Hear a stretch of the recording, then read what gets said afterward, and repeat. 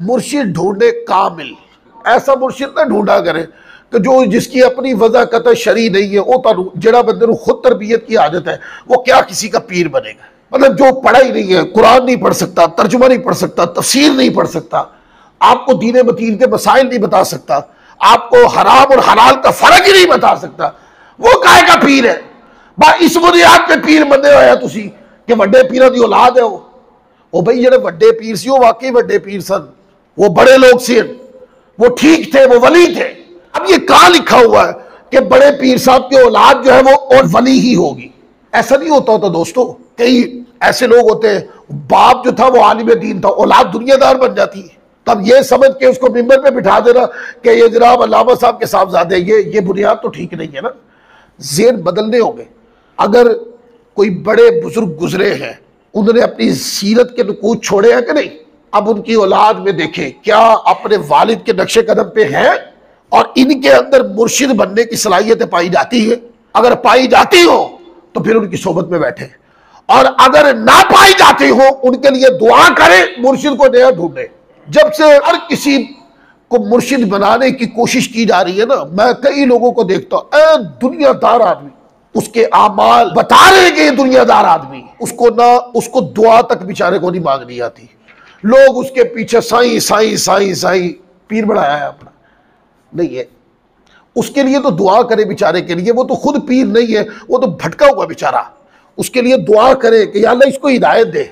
आप मुर्शिद ढूंढे, मुर्शिद जो आपको बिठाए और आपके दिल के आईने को साफ कर दे। जब आप आए थे तो आपका मन मैला था, और जब मुर्शिद की बारगाह से उठ के गए तो मन का जो आईना था ये उजला हो चुका था। जब आप आए तो आप आके बैठे तो उसको फिक्र आपकी आखिरत की होनी चाहिए। इसको पीर कहते हैं। वो फिक्र करे कि आपको शरीयत के मसाइल और उसके ऊपर अमल सही है कि नहीं।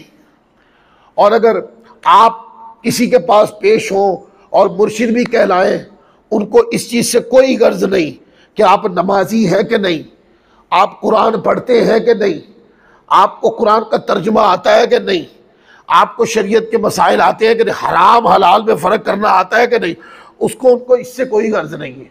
उनको ये गर्ज है कि आए हो माल ले आए हो, पैसा।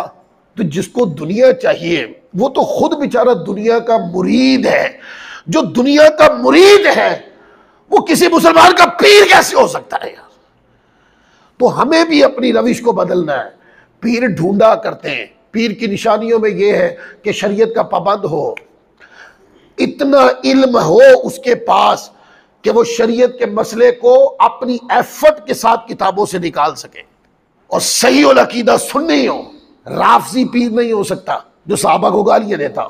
हमारे लोग ऐसे होते हैं कि पहले तो पीर ही गलत बनाया, फिर पीर ने जो गलत काम करवाए वो लोग कर रहे हैं। ये सुबह शाम की बातें हैं जो मीडिया पर आप भी देखते हैं, हम भी देखते हैं। पीर वो होता है जो आपको अपनी तरबियत के साथ, जैसे वो अल्लाह के करीब हुआ है, उसकी तरबियत आपको भी अल्लाह के करीब